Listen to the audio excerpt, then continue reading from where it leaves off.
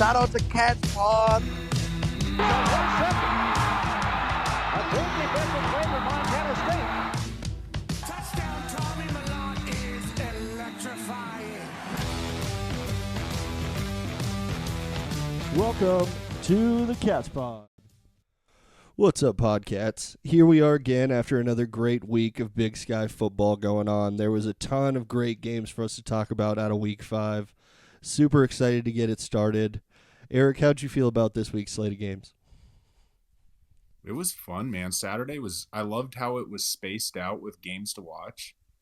Honestly, and the quality of games to watch, too. It was, aside from your sweetheart, Northern Colorado. Yeah, they didn't have a great game at all. It really was a lot of really good games, honestly, and they were nicely spread out. You know, the Cats started pretty early, then the Grizz 2 hours later, then Idaho 2 hours later. You know, it really was nice and kind of spread out. So I had a great time on Saturday. Yeah, it was a good Saturday. It is. I don't know how people in the Eastern time zone watch sports. Like, it's got to be difficult because it was pretty good timing for the Cats game because it started 6:00 East Coast, so I could watch the entire game and it wasn't too late. But then Idaho and UC Davis started, and I was like, it is 12:30 at night right now, and the game is halfway over. How am I supposed to do this right now? I've always given my East Coast buddies and even Central Time buddies a bunch of grief because Mountain Time is the perfect time for all sports. It is the greatest time zone. It is. I mean, it's right, a nice little happy medium between everything. Yep. You know, NFL 11 o'clock kickoff, Cat games are watchable. I mean, if you're on the East Coast, Monday Night Football is over at midnight. Who's staying up till midnight to watch Monday Night Football? Yeah, you can't have an actual job and be on Monday Night Football every Monday night. You're not going to keep that job very long. Yeah.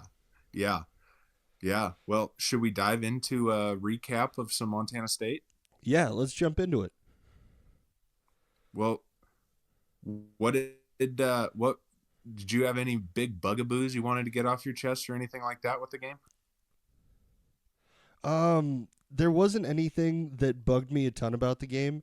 I was watching this on my phone while I was with a bunch of family on Sunday, so it was a little bit difficult to keep paying attention to everything the entire time, but honestly, it kind of looked like just everything we expect from a great Cat game. You know, the defense was doing their thing. The rushing game was also going off. It seemed like a great Montana State game. And Idaho State played pretty solid, but you could just tell the entire time that Montana State was in control. Oh yeah. I mean, Idaho State, they came out with a legit chip on their shoulder. You know, it was the first game of conference play. The big dog was coming to town.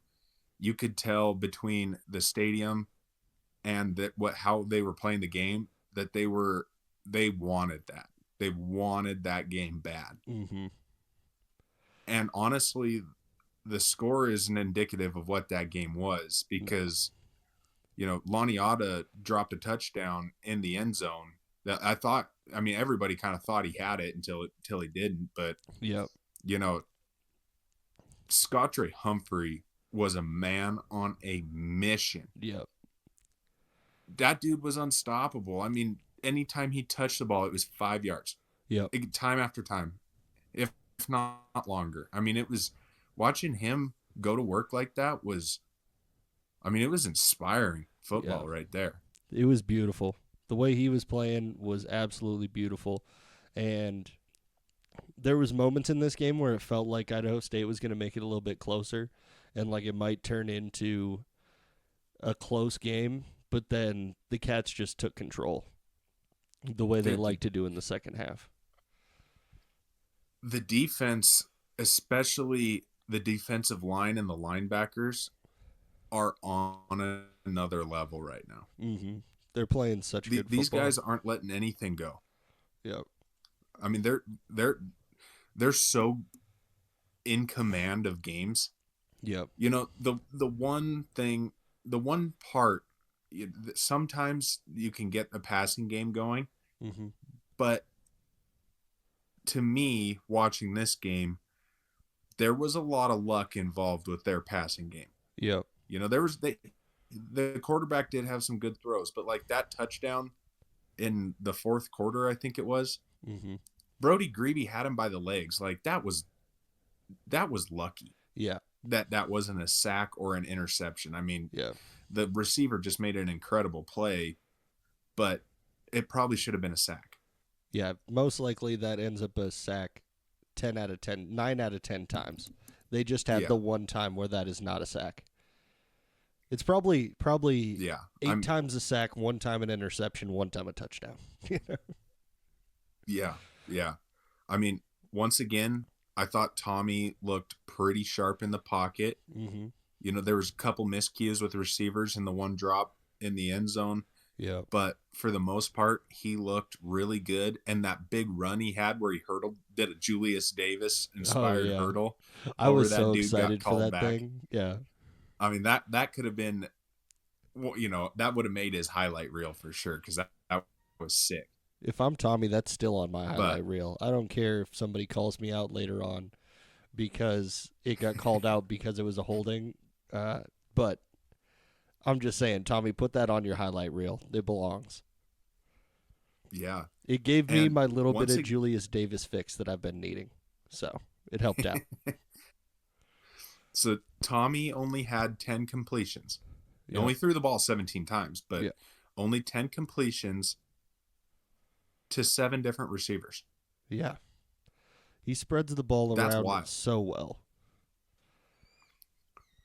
Your guy, Rohan Jones, Mhm. Jacob Trimble, Ty McCullough, Rylan Schlepp, Ryan Lonergan, Taco Dowler, Adam Jones. I mean, Yeah, it's crazy. really does spread the ball out nice. And honestly, one, you know, Laniata had that one that got dropped, but I mean, this Tommy, he has a feel, man. Yep. He's got a feel for everybody, Yep. and I feel like this was kind of what we wanted to see was, you know, I don't ever think anybody was nervous about this game, even, you know, when we went into halftime 17-7. I mean, I feel like it was let's work on things type of game.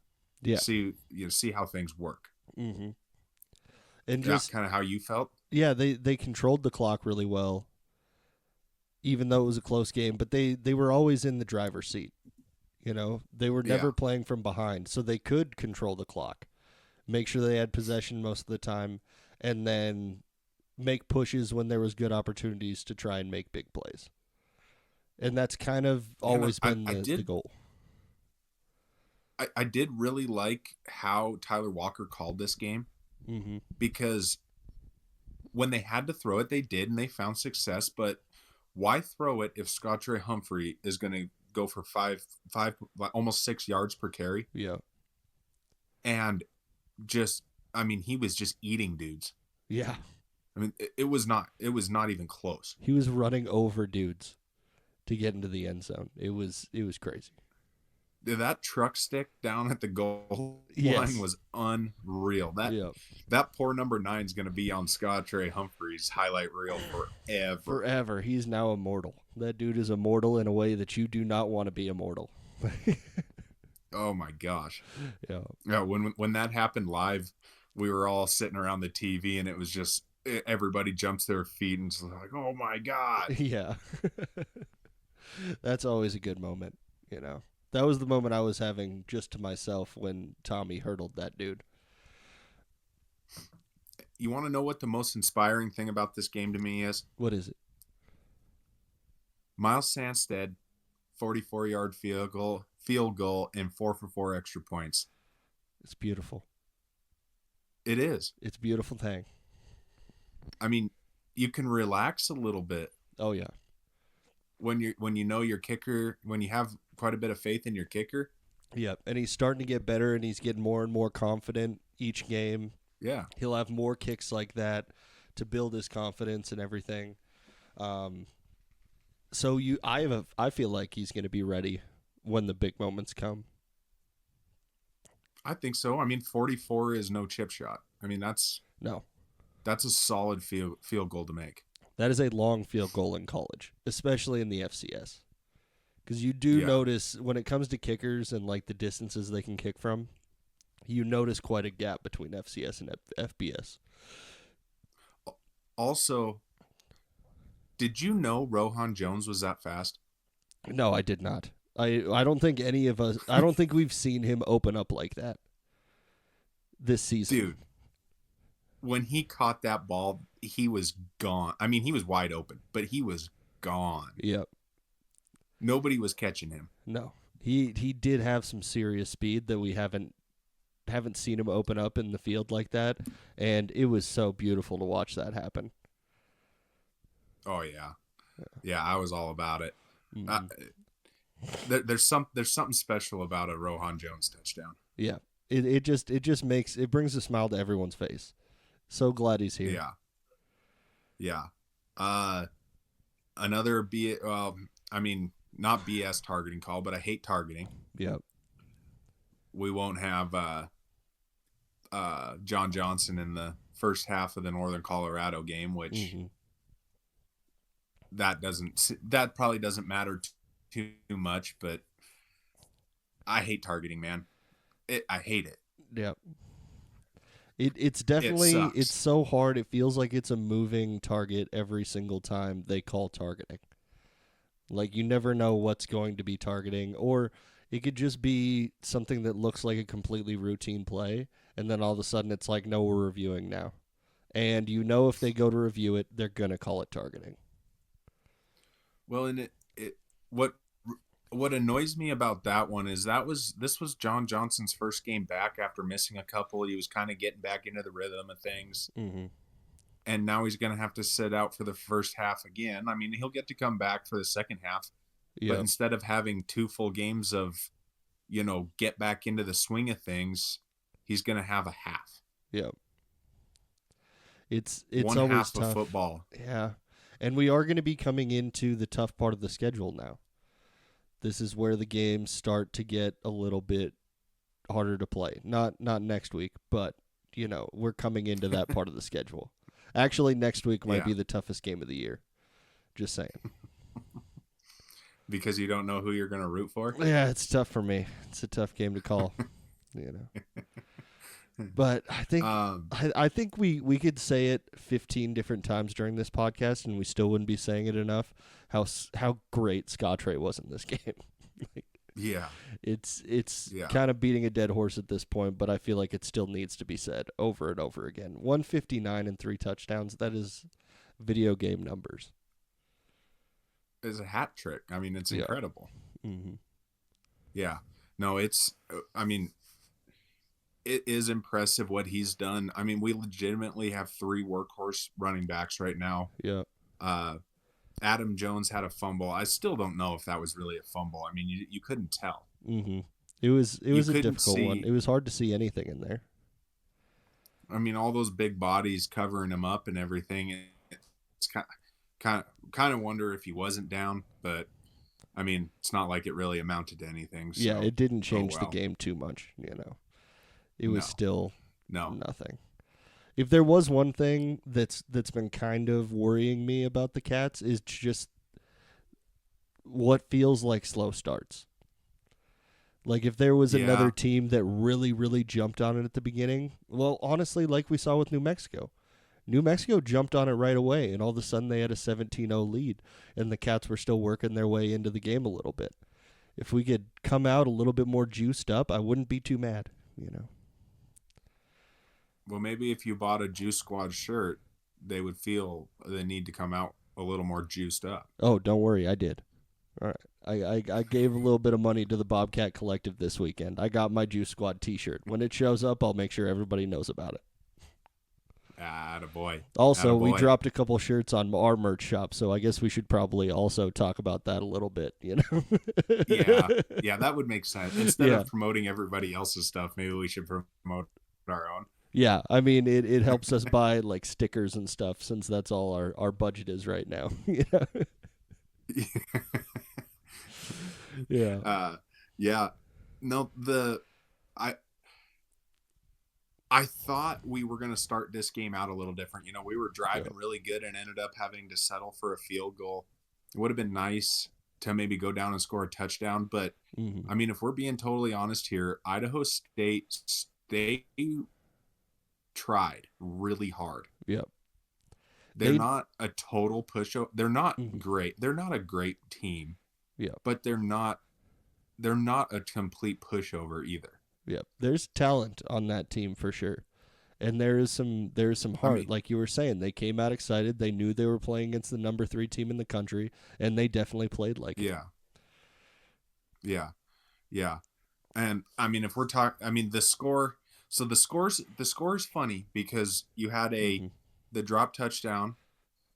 So it probably should have been 38-17, Yep. but with that touchdown, and that's taken away the one where they ran the score up there at the end. That was Mm-hmm. a weird event there at the end. Didn't I you think? I thought that was something that we're gonna at least have to touch on a little bit because there was a little drama on like FCS Fans Nation and stuff like that. There were some Idaho State fans that did not feel too appreciative of that last drive by the Bobcats. So that Hunter Hayes is a douche. Yeah. That Yeah. number 7 quarterback of theirs, Yeah. he kicked Brody Greeby in the head. Yeah. Got a personal foul for it. Yep. I mean, the refs obviously saw it. It got slowed down in real time. So you Mhm. have that right there. And the Cats did not retaliate. So kudos to them. Yep. Unless you call our touchdown at the end retaliation, which I would, and I'm completely in favor of. Well, it wasn't even retaliation, dude. They called a timeout with Yeah. 8 seconds left. Yep.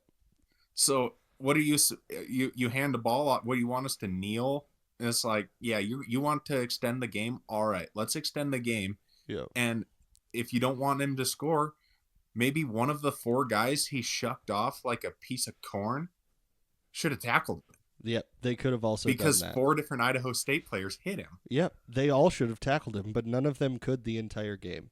And the big thing is when it comes to FCS football and the way the playoffs work and the way every single game matters so much in the rankings at the end of the year, you have to score every time you have an opportunity to. Even if it just makes the score look a little bit better and it's not a super important touchdown, this still turns this into a 3-score win. You know?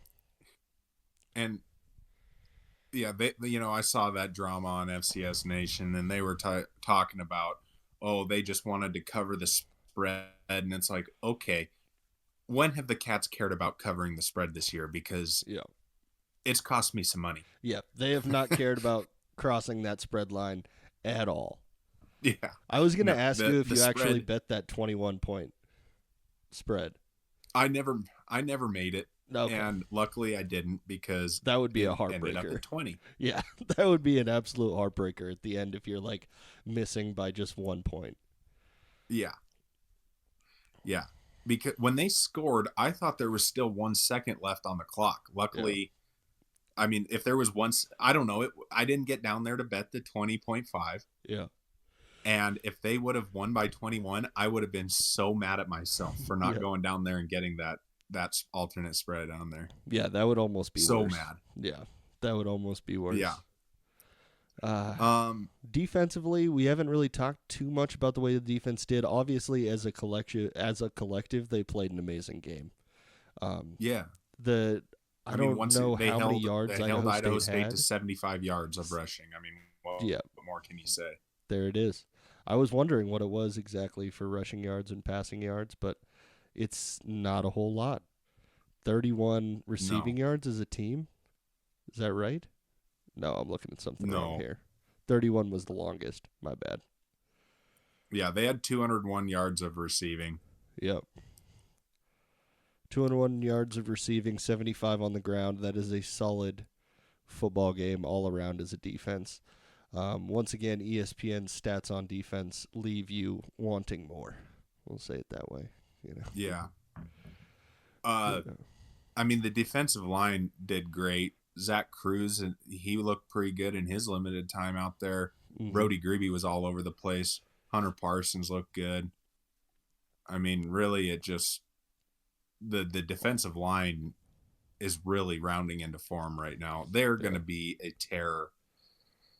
You know, the linebackers have always been really good. Danny Yu is everywhere. Rylan Ort is a bona fide stud. Yep.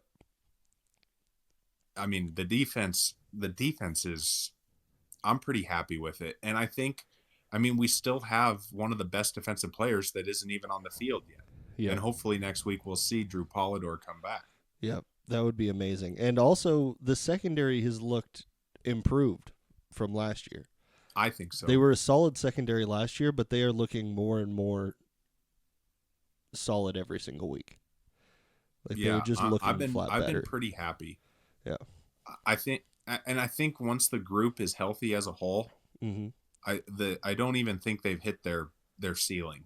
No, not at all. The second half, I mean, Northern Colorado, I mean, we'll see what happens, but I'm not 100% sure we'll see the starters. Yeah. The whole game. It might be Idaho before we see a full game with a fully, the whole defense together. But we got to make sure that everything is rock solid by the time Idaho runs before Idaho comes into Bozeman. Sorry. We have to make sure that we are completely ready to go when that game rolls around, because even though everybody is deciding to just dance on their downfall right now, I still know that is a huge game. Yeah, definitely. Yeah. You have anything else on the Cat game? No, I don't think so. I think we covered everything that I was thinking of. Super happy with the special teams. All right, Ben. Needed to say it again. Yeah. Kudos to Miles Sandstead. Every time I see a made field goal, it just makes me way too happy. It doesn't take much to please us, does it? No, it doesn't. Just one made field goal is great. You want to get into recapping the rest of the games? For sure. Let's get into it. All right, buddy. The floor is yours. Okay. You got to talk about Northern Colorado because I don't want to. All right. Cal Poly went into Northern Colorado. The dancing police officer and the dancing bear did not help whatsoever.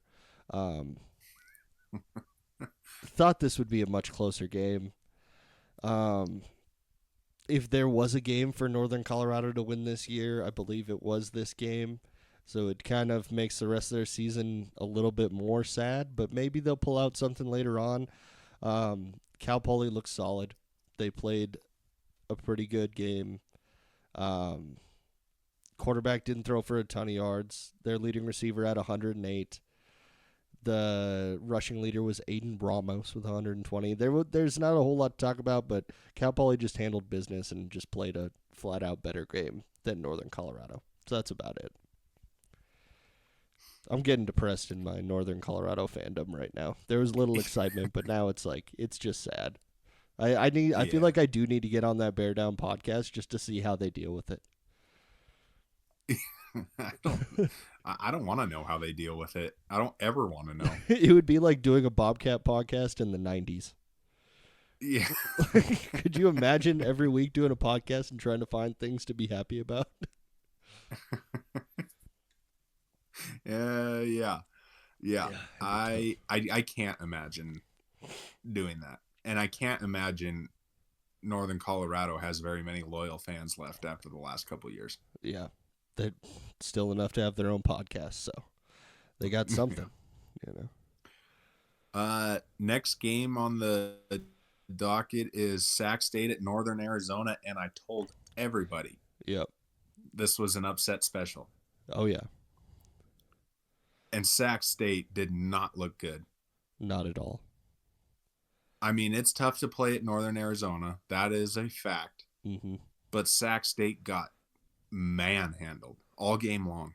Yep. They did not play. Northern Arizona way, did look like the better team. No, it's a tough game to pull anything out of right now. Other than just you were completely right. You were absolutely right about it. You did text me that as well. Just Sac State, it just doesn't look good. They threw the ball a ton, and their quarterback was 17 for 36. Like, you can't have that many opportunities and only have one touchdown out of it and 2 interceptions. That Yeah. is Well, that and is not a I good sign. said when we were when we were talking about this game, Mhm. I didn't think Sac State's quarterback was very good, Yeah, and he showed it. Honestly, yeah. And Northern Arizona's um, quarterback on the other side was extremely efficient, 21 for 25. Like, that is a great college quarterback game. yeah, and well, before the season even started, we wondered about Sac State's defense with everything they lost, if their Yep. defense was going to be worth anything. And Hmm. I think at this point, we can probably say they lost too much to overcome Yeah, on defense. it would take a lot for them to pull something together throughout the season and to make Yeah, this a more cohesive team because it is not looking good for them right now. no, I mean, it's one thing. It's one thing to go down to Northern Arizona and lose a close game, fighting the altitude and all the other hurdles that comes with going to Flagstaff. Hmm. But they got the pulp beat out of them. Yeah, And I think if I was Sac State, I'd be nervous right now. yeah, Be a little worried. yeah. They are going to have a lot to talk about in practice these next couple weeks because I this is the time where you have to make a turnaround or else it's going to get a little bit ugly. They're seeing Eastern Washington next week that looked very solid. With the offense that they showed against the Grizzlies this week, that defense is going to Yeah. have to be ready to play. Yeah. I mean, and really, aside from Portland State and Cal Poly, Sac State has a tough schedule. I mean, they kind of play everybody except for Northern Colorado. Yeah. Their upcoming schedule is Eastern Washington, Weber State, Idaho State, Portland State, Montana State, Cal Poly, UC Davis. Yeah. So the only decent school they miss out on is Idaho. Mm-hmm. And that's tough, man. I mean, they really are going to have to figure this out and in a hurry because next week is no cakewalk against Eastern Washington. Yep. They have enough tough games in their schedule where they could put together. Maybe they could put together a resume for the playoffs, but at this point, it's not looking good for them. Yeah, I don't think so. And I think going into the season, we would have called Sac State one of those teams that was vying for a playoff spot. Yeah, and honestly, Northern Arizona, those guys are starting to make a bit of a case here. Mm-hmm. They are looking very solid, and they may end up in that spot. I mean, if they could string together a decent set of wins, they probably have a chance at the playoffs with a fairly good win over Sac State. Yeah, that definitely helps them out. It starts off a resume. It's a resume starter. It's a good first job. Yeah. Good first job. Yep. Yeah. Next, Chattanooga handled Portland State. Yeah, they definitely did. They handled them in a lot of ways. It did not look good for them. And Chattanooga's a team that I don't think anybody's going to be very impressed with going on later into the season. There was just a ton of offense in this game all the way around. I mean, both teams had a running back over 100 yards. Both teams had a quarterback that threw for over 300 yards. Mm-hmm. I mean, there was a lot of offense, and Portland State just kind of fell short, really. Yeah, and these are not the numbers that we've been used to seeing offensively. At least we're used to seeing a bunch of rushing yards, but a lot of passing in this game as well. And I'm just running out of positive things to say about Portland State in order to help out their Big Sky run later on in the season. But the little bit of promise they showed last year, that's kind of slipping away from me right now. Yeah. I mean, we knew going into this game that Chattanooga wasn't really good. Yeah. I mean, it was. I would say those two teams are probably pretty close. Yeah. You know, they're probably closer together than Portland State is to the top of the Big Sky. Yeah. And Portland State lost by 15. So, Yeah. I mean, that's still a pretty comfortable win. So, yeah, Two-score Portland loss State is not helpful. Portland State is not good. No, they are not. Portland State does play Northern Colorado at the end of the season, so There we go. Let's go Bears. Let's go Bears. maybe Let's do this you're thing. saying there's a chance. Oh, I'm saying there's always a chance. Okay, I was a little depressed like 10 minutes ago, but now you brought me right back. You brought me right back in. I'm ready to go. Absolutely. The next one is a game I did not get to watch at all. McNeese, Weber State. I didn't get a chance to tune into that one. Me neither. But looking at it, it looks like Clifton McDowell had himself a night. Yeah. Over 200 yards passing, no touchdowns, but 109 yards rushing with a touchdown. Yeah. So, you know, he didn't turn the ball all over, and he was, check that. He fumbled the ball twice and lost one of them. So, Yeah. I mean, he did play a pretty good game. When you have 300 yards of total offense, that's a solid game. And when we were talking about this game last week, that was pretty much the only thing I could come up with is Clifton McDowell has to be enough to beat Weber State. And it looks like he was just enough to beat Weber State. I mean, they must have scored some defensive points here for it to get to 28. Because I'm not seeing... Where did their scoring come from? Just rushing? Yeah, 3-yard rush. Okay, so they got two from Josh on Barbie. Yeah, two from the running back there, both under 10 yards. So Clifton McDowell got them in two positions where they could score. And, the first touchdown was a 25-yard run in. So I guess Josh on Barbie deserved a little bit more respect in this game because he had himself a hat trick as well. Yeah. Yeah, exactly. Yeah. Yeah, I don't really know what to say about Weber State. I mean, if Weber State wanted any shot, that's probably a game that they needed. Yeah. I know McNeese was kind of touted as, you know, kind of a bigger dog coming into this game, or into this season, I should say. Yeah. But I think Weber would probably like to have this one back. Oh yeah. Do a do-over. Yep. That's definitely a game where it feels like they needed the win in it. It's going to make things pretty hard during their season. I mean, they beat Portland State earlier this year, 43-16, but that's looking less and less impressive by the week with the way Portland State is playing. Yeah. I mean, and really, Weber, it doesn't look like they can do a lot more than run the ball. I mean, their quarterback did have 2 touchdown passes, but he was 16 of 30 for 129. Yeah. So really, it's just not a huge passing offense. No. They had They're 287 yards on the ground. Yep. Yeah. Yeah. This one hurts Weber pretty bad, I think. Yeah.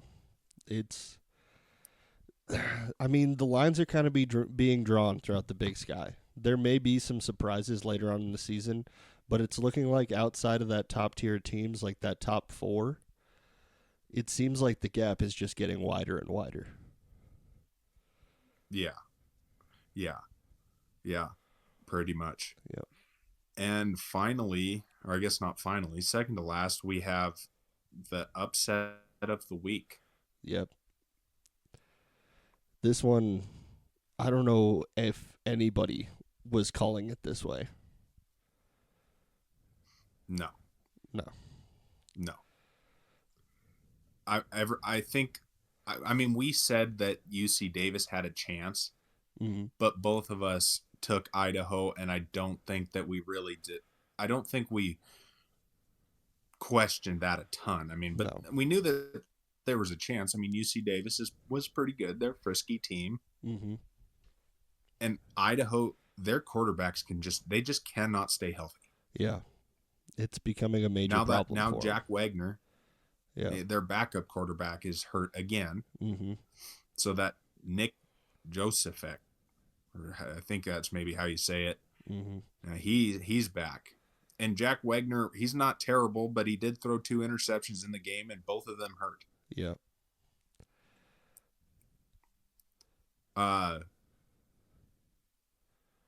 Yeah. I mean, I was pretty surprised that Idaho lost this game. I thought that, Yeah. I mean, I really did think that they had a stud defense. I think, and they Mm-hmm. do, but UC Davis, I mean, they threw the ball down their throat. Yeah. Freaking Lan Larison was 3 for 3 Yeah.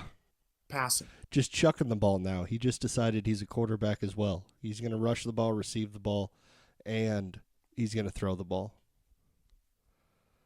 Yeah. Miles Hastings made me eat my words. I told everybody I didn't think he was that good, and he was pretty good. I mean, I think you were right about Miles Hastings if my stats aren't incorrect here.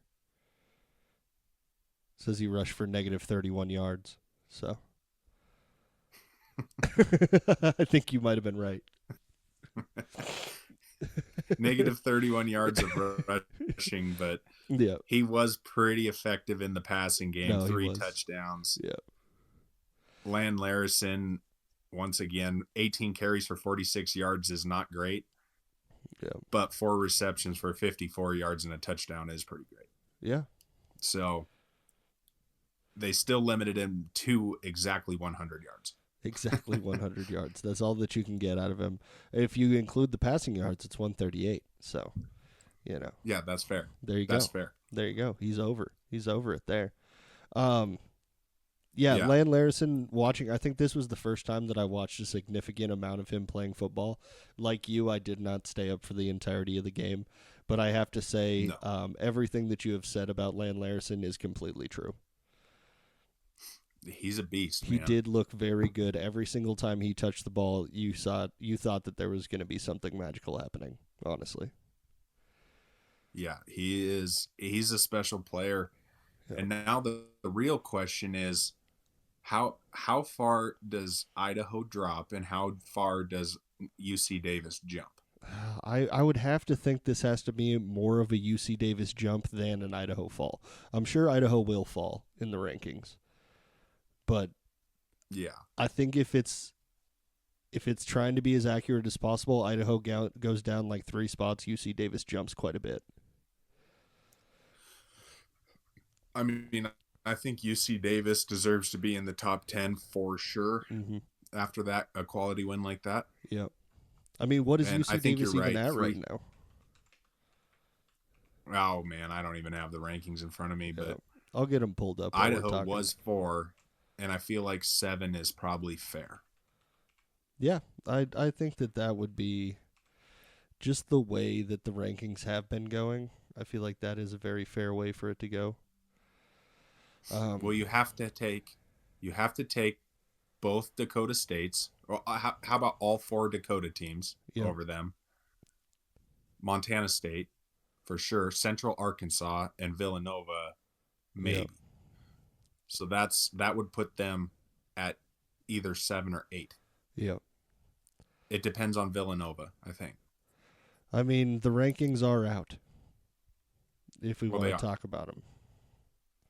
Yeah. The Well, rankings let's hear are it. out as of today. And the coaches poll was not nice.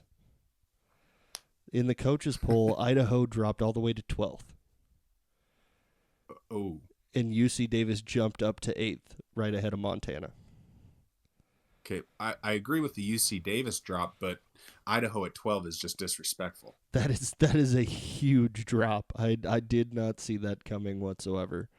Wow. In the stats perform one, which I think we usually find to be a little bit more accurate, at least to what 100%. we're thinking, they have Idaho at 10 and UC Davis at 9.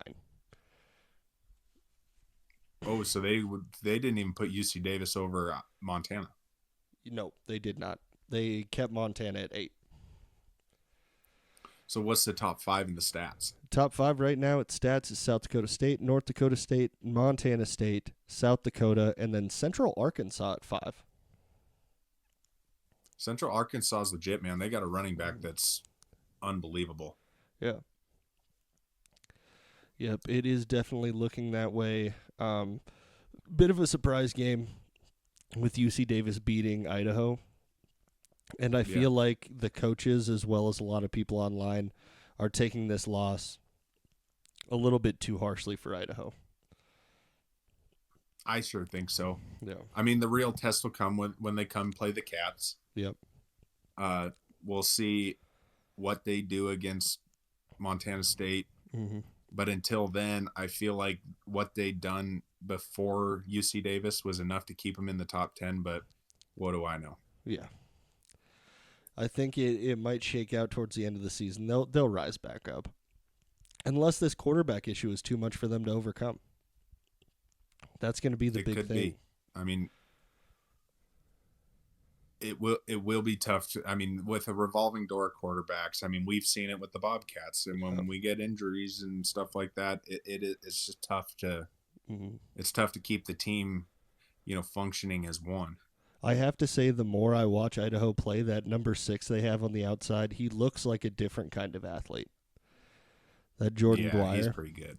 He looks like somebody who can make plays, and I think that's why their backup quarterback was doing so well. Was just because when you have a receiving weapon like that, because he does look different than other receivers that are out on the field. He does look a lot different. Oh, yeah. No, you're absolutely. Mm-hmm. I mean, this game he had 8 catches for 114. That's crazy. Yeah, well, Simeon Woodard's going to have his hands full with him. Yeah, because he's a big dude, too. It is hard to cover somebody with that much size. Yep. Yeah. Well, I guess should we talk about the Grizzlies now? Yep, let's move on to the Grizzlies.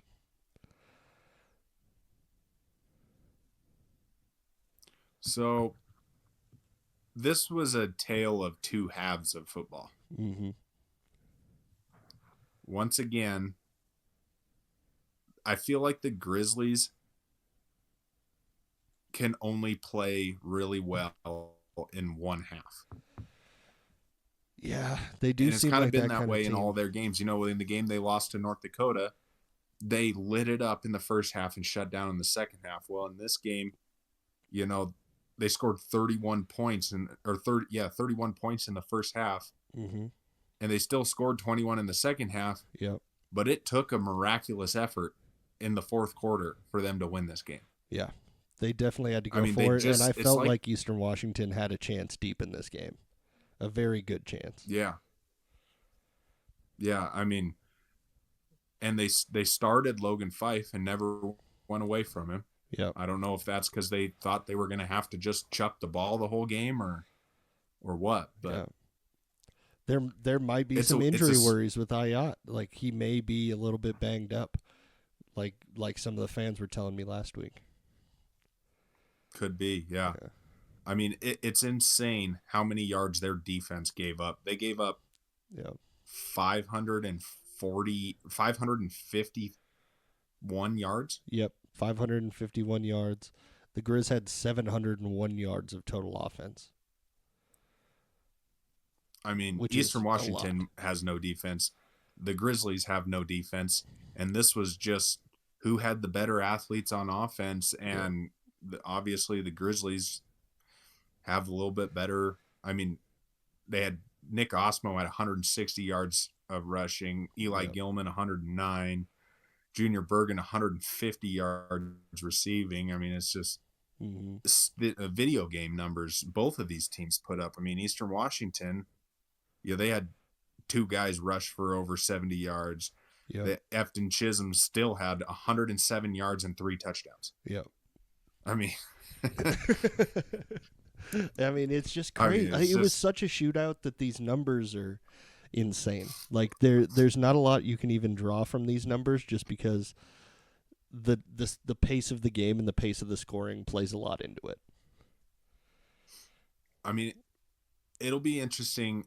So the Grizzlies have a pretty easy schedule, really. And the only real defense they're going to play all season, aside from North Dakota, are the Cats. Yeah.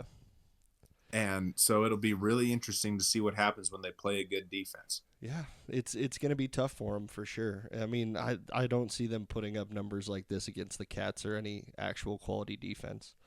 I mean, Yeah. the rushing defense for Eastern Washington, the way they're looking right now, it's going to be ugly. That red field is going to be more red by the end of the game once the Cats play against Eastern Washington. It's not going to look good. I mean, Nick Osmo had 160 yards against this offense and 15 carries. Yeah. That's wild. Yeah. And Nick Osmo Nick Osmo is like their downhill runner. Yep. He's not really their breakaway speed guy. And he still outrushed Eli Gilman. Barry Sanders, Eli Gilman. Yeah. Efton Chisholm is a problem. Yep. He's a very good player. That dude is extremely good at football. Mm-hmm. It is. It's crazy how many receivers caught passes in this game. This game was going all to the air. Oh yeah. It's insane for both teams. I mean, Eastern Washington had 9 different receivers catch passes. Grizzlies had 4, 8, 10. Yep. Yeah. I mean, just a ridiculous amount of offense in this game. Yep. And I mean, Eastern Washington is gonna. I mean, they have to be pretty happy with their performance in this game, really. Oh yeah. If I'm Eastern Washington, this is as happy as you can ever be while still losing. Yeah, I mean, you would sure think so. They really did take this one down to the very end and just barely came up short. I mean, 3-point loss. Pretty unbelievable. 101 points scored in the game total. Just ridiculous. Crazy second half. Just a crazy fourth quarter for Eastern Washington. Just started going off, absolutely off in the fourth quarter. Yeah.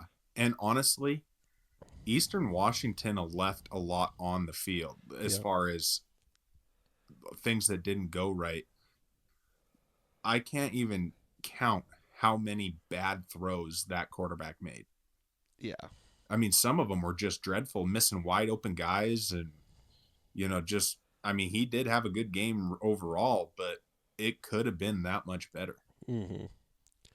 There was definitely a lot of things missed in that game. It was a very sloppy game for both teams, especially defensively, like we've talked about a couple times now. But it does not look good for the Grizzlies when you can't hold Eastern Washington's offense in check at all, when they're making a bunch of mistakes and they still score 49 points against you. It is not a good look for them. No, they're going to have to figure out something here. I mean, it's this is not a good win for the Grizzlies. I mean, they won. Mm-hmm. They get the W, but they let Eastern Washington score 49 points. Like if you said, if you won this game, 50 to or 40 to 28 or something, I'd say, okay, that's probably fair. Yeah. Eastern has a good enough player on their team that, I mean, you're just trying to limit the damage that he can do. Mm-hmm. But giving up 49 points that's not good. It's too much. I mean, the Grizzlies just couldn't tackle. That was the problem. They didn't wrap up. They were missing tackles. The defense was, I mean, their secondary, and we've seen this all season long from the Grizzlies. Their secondary is a problem. Yeah. I mean, and they didn't lose. They have quite a few returning guys in that secondary. Yep. Gradney is he's not as good as he was last year. Mm-mm. There's not a part of this Grizz team that is looking as good as last year. So far this season, it would be hard to pick anybody that's even looking decent compared to last year. Yeah. Except for Junior Bergen, who always does crazy things every single game. Yeah. If you can keep the ball out of Junior Bergen's hand, that'll go a long way. Yeah, that would help you out a ton. I mean, he had 150 receiving yards in this game, right? Seven receptions for Yep. 150. That is absolutely insane. Yep. Did miss a throw. Yep. Damn it. Could have had the perfect game, Junior. Could you imagine how much we'd be trying to recruit you over to the Bobcats if you would have made that pass? We're just over here trying to make a super team. We're gonna get Land Larison to come over. We're gonna get Junior Bergen. Who else do we want to pick up around the Big Sky? I don't know. That's about it. That's about it. Yeah. Don't care about anybody else. We'll take number 6 from Idaho as well. Take Dwyer. Yeah, let's just add him to the fold. We'll add him in there. Just add some depth. Yeah. Yeah. But yeah, I mean, really, it was a fun Saturday of football, honestly. Yeah. Excited that Big Sky Conference matchups are happening, and they did not disappoint. I mean, we had 4 great games this week. I mean, conference games, there's just something else to them. I mean, teams just try harder in conference play. It seems. Oh yeah, definitely the juice goes up for sure. Yeah, these are the ones that really matter. And I think it's safe to say, I think the Cats have a massive target on their back. Oh yeah, it's gonna get bigger and bigger every single week. Yeah, they've got a target on their back. They're going to have to earn it every week, even against subpar teams. Yeah. Everybody is going to come at Montana State with their best game. Nobody can ever overlook them just because they are leading in everything. I mean, Montana State's still sticking in 3rd, just like the previous rankings. It's going to take a lot to move up anywhere in this rankings, unless there's a significant loss by North Dakota State or South Dakota State, which we're not really seeing happening. Till they play each other. Yeah, then one of them will have to lose. But then how much do you count that in the rankings? Enough to fall below the Cats. Maybe. We'll see. I mean, they're going to say, oh, they lost the only team we already thought was better than them. That's all that they can say. Yeah. I mean, the Dakotas have a crazy schedule. They all have to play each other again this year. Yeah. And they're all ranked in the top 6. Yeah. It's going to be a massive year for the Missouri Valley. Honestly. There could be some turnover. They're looking a lot better than the Big Sky right now. I hate to say it. I wish some of that's what this whole gulf between like the top 4 teams in the Big Sky and the rest of the league. Those teams used to be a little bit better. They were teams that could creep up into that top 10, but now it's not looking that way. I mean, Montana's looking very suspect, and that's all we got is UC Davis, Montana, Montana State. I mean, did we really think that would be different this year, though, in all honesty? Not really, no. And if we're being truthfully honest, yeah, a lot of those teams outside the top 10, basically 11 through 25, there's a number of Big Sky teams that could beat any one of them. Yep, there is. It's hard to compare the Big Sky Conference. The Big Sky is still better than the rest, aside from the Missouri Valley, is still better than the rest of the conferences, top to bottom, in my opinion. Yeah, I still think better players, better teams, better coaches,